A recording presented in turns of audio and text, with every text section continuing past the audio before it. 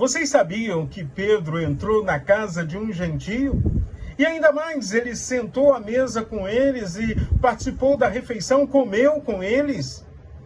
Ainda tem um outro detalhe, Pedro anda dizendo por aí que os gentios também têm o mesmo Espírito Santo que nós temos. Como é que a gente pode lidar com isso agora?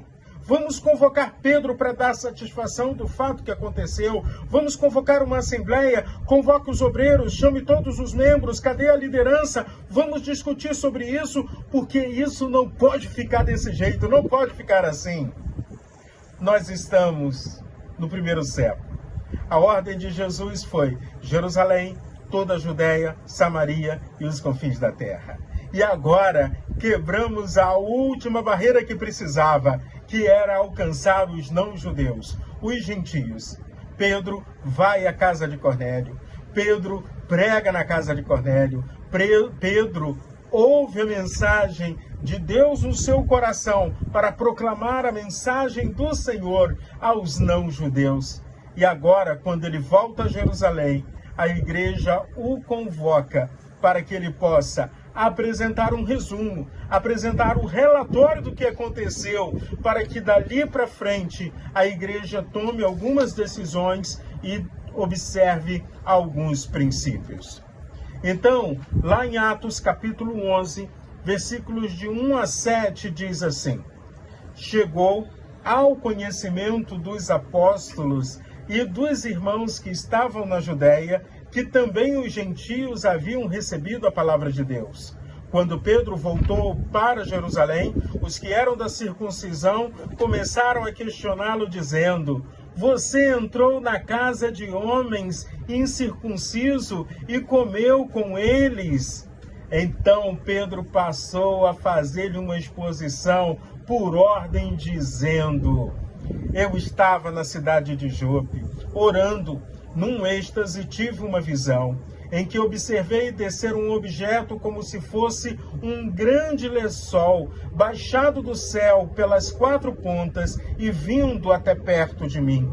E olhando atentamente para dentro daquilo, vi quadrúpedes da terra, feras, répteis e aves do céu. Ouvi também uma voz que me dizia: levanta-se, Pedro, mate e coma. Observa, quebra barreiras.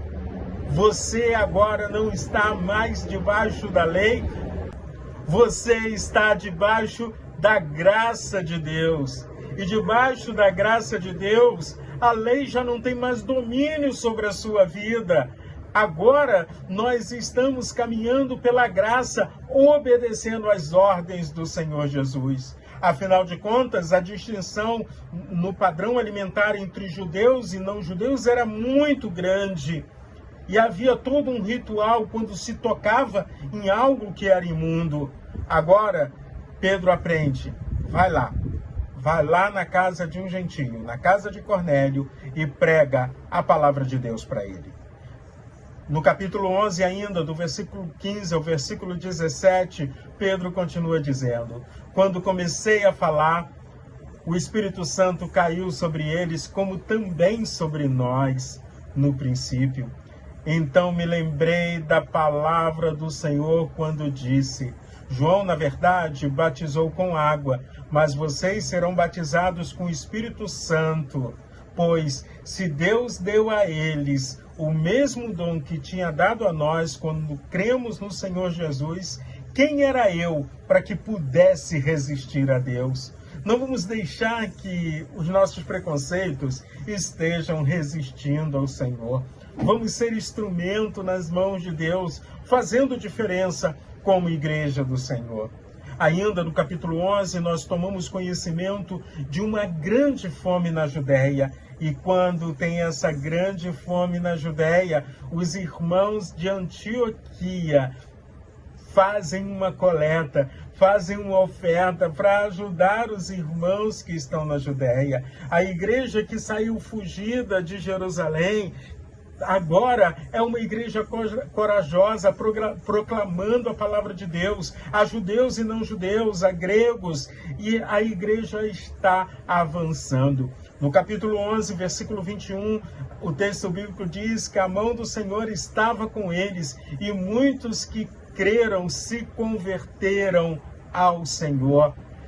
Além disso, no versículo de número 26 diz: em Antioquia, os discípulos foram pela primeira vez chamados de cristãos. Jesus Cristo era a marca registrada desses homens e dessas mulheres. Jesus Cristo era tão forte na vida deles que, de forma talvez como uma cunha, um apelido, até mesmo muitas vezes de maneira pejorativa: lá vai um cristão, lá vai um cristão, lá vai um cristão. E eles carregaram esse nome com tanto orgulho, porque eles sabiam que Jesus Cristo é Senhor, Jesus Cristo é Salvador.